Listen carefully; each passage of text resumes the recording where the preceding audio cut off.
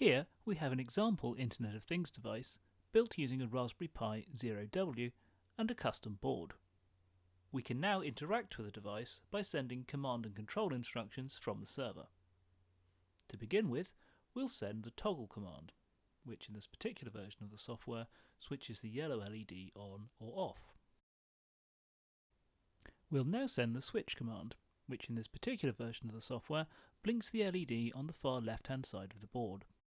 Now we'll change the time delay to 1.5 seconds and rerun the switch command to blink the LED for a longer time period. Sending the toggle command again turns the LED off.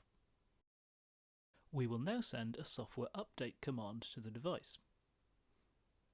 The device will then retrieve the software from the server and start to run it. In this particular case, the pattern of lights changes to show the new version of the software is running.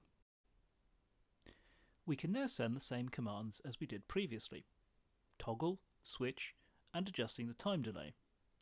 As you can see, this new version of the software interprets these commands differently, resulting in different behaviour from the device.